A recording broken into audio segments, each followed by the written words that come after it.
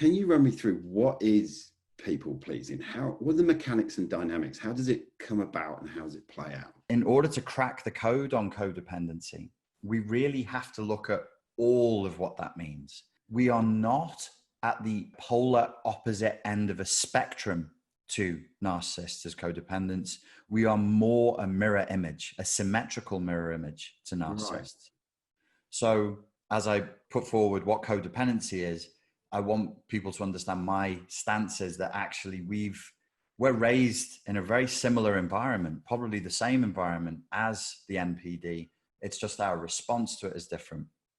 So codependency, people pleaser syndrome, a pronounced fawn response, to use the CPTSD terminology, would be as a result of being raised in an abusive environment. If you acquire it in adulthood, which is rare, it must be an environment where you feel you cannot escape or you effectively cannot escape.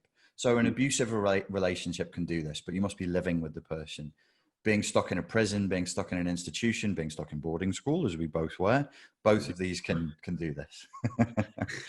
Boarding school effectively entrains codependency, as does the military. And we can thank the French and the Brits. We can thank our ancestors for that. This is a very deliberate process. That's why the infantry is called the infantry, because their purpose is to infantilize the soldiers and to treat them as children. The infantry were always frontline cannon fodder. I didn't find this out until years after I applied to the army. I wanted to join the parachute regiment.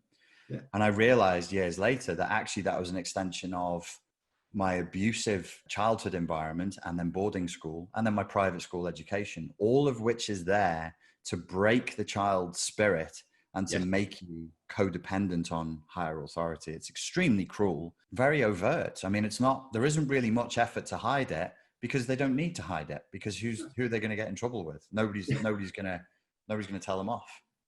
So you end up, codependency is a kind of trauma bonding into a master-slave dynamic. So if your parents told you to shut up and do as you were told as a child, you will develop a slave-like mentality and you will seek masters for the rest of your life. This is why the Special Air Services proudly call themselves pilgrims. You know, they're pilgrims seeking a master. It's based on a poem. And I've discussed this with Special Forces guys. I'm like, do you realize the brainwashing? And they're like, yep, yep. PTSD in combat veterans now is so high, not because of the violence they've experienced, I claim, but because so many combat veterans are waking up to just how cruel a procedure they've been through and just how much deception they've been at the receiving end of. So that's a way of entraining codependency.